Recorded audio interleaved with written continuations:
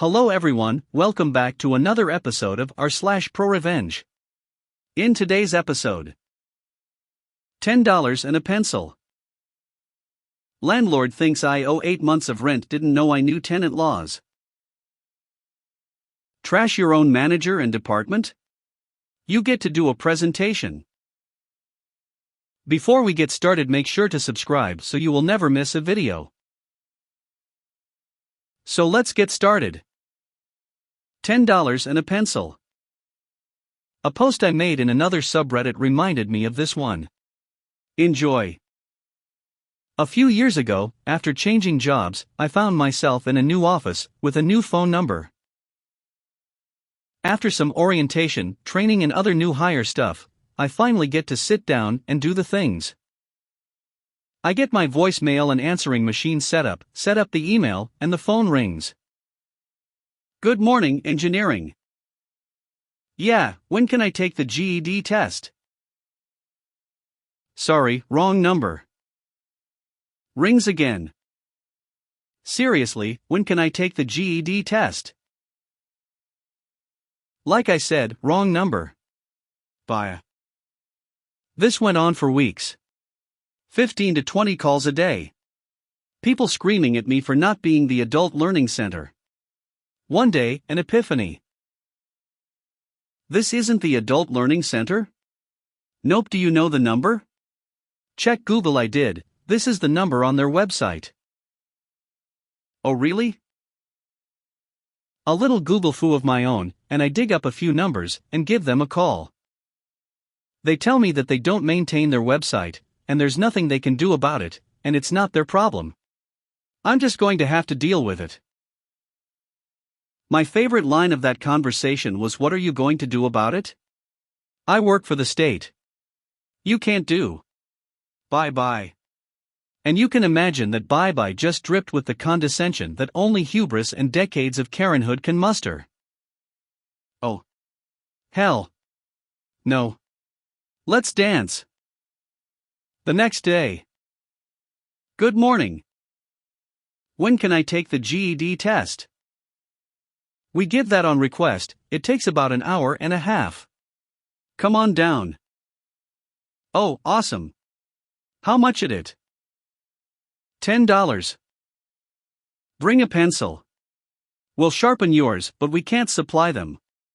Budget cuts, you know. Nah, I get it. See you in a bit. Take your time. They don't like me telling you this, but if you get here before we close, they have to give you the test. See you when you get here. Thanks, man. See you later. Now for those of you who don't know, the GED test takes a whole day.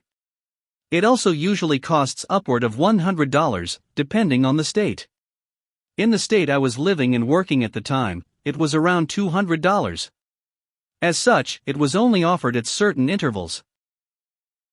So, as I was telling dozens of people per day that it was $10, took 90 minutes, and offered on request, I'm sure that they were absolutely inundated with angry people with freshly sharpened number 2 pencils, waving their $10 bills, and demanding the test that the guy on the phone told them they could come and take. Every morning, I checked the website to see if my phone number was still on there. I also took the liberty of crawling around and getting the phone numbers for some managers. I was happy to hand these out when people called back to complain that they hadn't been allowed to take the test. Head back down there and ask to speak to and tell them that they called the number on the website, and this is what they were told.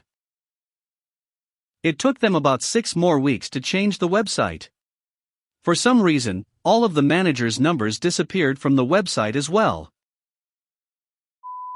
Landlord thinks I owe 8 months of rent, didn't know I knew tenant laws.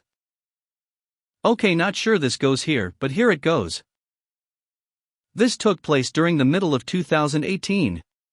Me, my wife and 3 kids were looking for a new place to rent because our current renter was selling, and had given us a 60 notice to move. During this time my wife's mother had a friend, let's call him Sam. Sam had a 4-bedroom 2-bath house that he was in the middle of remodeling to get ready to sell. Because of this, certain parts of the house, like some of the walls, weren't fully painted, and some of the floors were old. At the current time, my family really needed a place to stay and our budget wouldn't allow us to rent any places over $1,000 a month. Keep in mind I am a disabled veteran and have a lot of time to sit and research things when I need to. First part: signing the lease and getting the keys. During the lease signing, we went over to the house for Sam to point out all the things that were being worked and what things weren't complete when we were moving it. For example, the kitchen floor was being replaced, the kitchen counter, carpet was being added throughout the whole house, currently all wood floors. When we got there, we pointed out that there was still trash all over the floor and bug traps all over the ground. He assured us that it would all be cleaned before we moved in. So we hand over our deposit and sign the lease for $1,000 a month. He says that he is going on vacation out of state and won't be back for 6 months, but that contractors will be stopping by to work on the house. He leaves me a list of the work that is going to be done, and then we wait. Move-in date. 3 days later, we are given the go-ahead that we are able to move in it, that he will be back in 6 months. We arrive at the house to find his 2 cars and motorcycle in the driveway with nowhere but the street for us to park. This becomes very important later in court. The house is still just as dirty as the day we signed the lease. But with us really needing a place to stay, me and my wife just take pictures and note everything wrong and get to cleaning. Now remember, this was a 4-bedroom 2-bathroom house. However, the owner left so much stuff in the house that the 4th bedroom was filled from wall to wall with junk. We decided to just close that door and not use the room. Keep in mind that because we didn't have access to the room because of the owner/landlord, we were allowed to deduct that room from the rent. This deduction of rent becomes a pattern soon. Living there. Now we lived there a total of 9 months. During the first 6 months, we tried to get a hold of the landlord by phone with a way to pay rent. But we never got a reply from him after the day we got the keys. So everything that went wrong we just kept track of. Place had bugs, nails sticking out of the floors, and many other hazards. Finally, on the 7th month, Sam returns from his vacation out of state and retrieves one of the cars in the drive. Tells us he's sorry for not responding and tells us we will figure out the rent and fixing my issues over the next week. On month 8, I still haven't paid him anything, as I sent him a letter stating that I would be withholding rent until the safety issues with the house are fixed. Where we live, this is legal. During this time, instead of just fixing the issues and then getting rent from me, we are served with an eviction notice. Keep in mind, we have kept record of everything wrong with this house, including everything to code. Time in court. First red flag in the eviction is the copy of the lease that was attached. It was an altered copy of the original I still had, so the documents didn't even match. So let's do a little math. Each month I withheld rent. I gave a detailed invoice of all the charges I'm reducing the rent by. I send all of this in the return on the eviction, and guess who shows up to the house 5 days before court? You bet it's Sam. He starts yelling at the front door, telling me to give him my debit card so that he can go get my rent out right now. I calmly tell him that even though he is the owner/landlord, that under the current laws he must give me a 24-hour notice before being on the property unless it is an emergency. I call the cops so that I can document that he showed up and tried to scare me into giving him money on the spot. 5 days later, we show up at court and his lawyer walks over to me and presents me with a deal. He tells me that his client, Sam, would like to just have me move out in 2 weeks and call the debt even. I tell no thank you, and we can talk about it with the judge. I present everything on my part, 100 of photos and invoices from each month about my rent reduction. Plus all the safety violations. 1 room no access, 250/month x 9 months. 2 work cleaning and taking care of pool, was in lease to a pool guy never showed, 100/month x 9 months. 3 lawn care, also in lease to be provided, 50/month x 9 months. For storage for 1 motorcycle, 25/day x 9 months. 5 storage for 1 car, 55/day x 9 months. 6 storage for 1 car, 55/day x 7 months. He picked this one up after vacation. Safety violations: no CO2 detector in the house, no working smoke alarms, All windows are supposed to have screens. Most were broken or missing, because of pool, and no fence around it. Back door needed alarm to beep when opened, county safety code. Exposed wires on most electric outlets, ceiling fans not installed but wires just exposed, improper foundation for rear stairs leading out back door, no license for enclosed backyard room, had a 30-foot x 20-foot area off back door which was enclosed by a screened area, county required a license for anything that was attached to the house. Also the pilled-up junk in the fourth bedroom was considered a fire hazard. Now I picked the rate per day to store the vehicles at the house because legally I could have had them towed off the property even though they are the owners. This is the rate the impound lot would have charged per a day the vehicle was in lot. This added up to a total invoice of $36,750.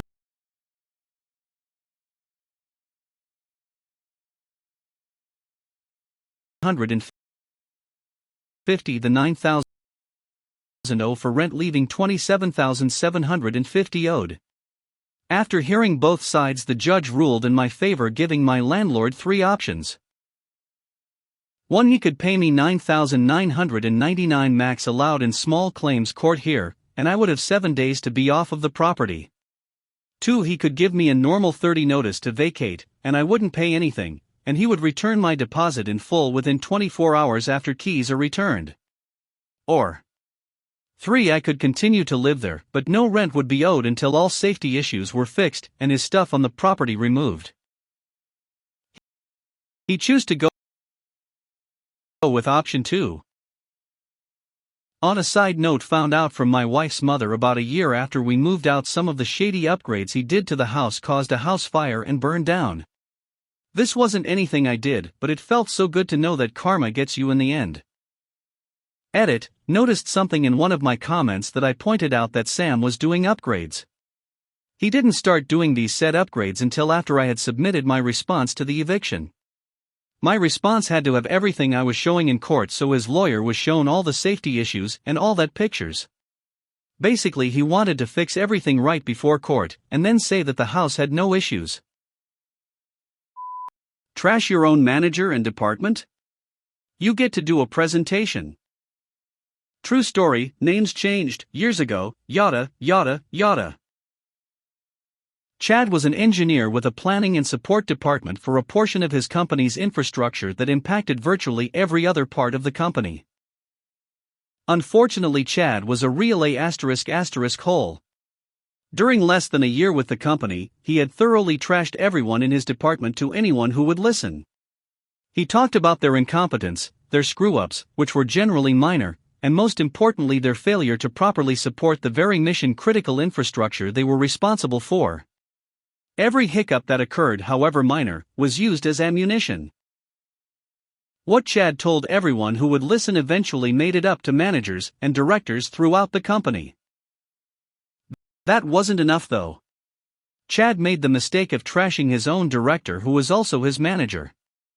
Over the next few months there was no one even remotely involved with his department who didn't know what Chad was doing, including that manager. Chad's manager and director was Tim, a pretty crappy manager by most measures. He paid about 40% less than the industry average, and had a staff of B and C players because of it, but he nevertheless expected absolute dedication from that staff. If he could have had them wash his car and pick up his dry cleaning, those things would have been added to their job descriptions. Tim was also pretty poor when it came to understanding what his own staff did, and routinely made things up about their work while talking to other people. Everyone involved knew he was full of crap, because what he said made no sense at all. Most rolled their eyes, but people also knew that Tim was a force to be reckoned with. Despite his shortcomings as a manager, the one place Tim excelled was corporate politics. He was able to consistently come through failures without a scratch when those failures would have sidelined anyone else. Tim would deftly play opponents off one another, then stand back and watch the fireworks. He had been at it for years and seemed to have a Teflon coating. Crap that stuck to everyone around him would slide right off. Tim, of course, knew exactly what Chad had been saying. Eventually, Chad's trashing of his own department became so severe, and their reputation so tarnished, that a large directors' meeting was called to discuss the situation. The other department directors were out for blood. Enter Tim's prorevenge. Tim tasked Chad, the very person responsible for the company gossip that resulted in the high-level meeting, with the job of putting together and then presenting a formal defense against his own gossip. Chad had to spend the next couple of weeks creating a formal presentation and repeatedly submitting it to Tim for approval. The meeting rolled around and Chad was forced to stand up in front of a large group of company directors and managers and formally defend his own manager and department. Everyone at the meeting knew they were only there because of what Chad had been saying, and they sat back and watched him tear himself apart and prove the things he, himself had been telling everyone were flat-out lies.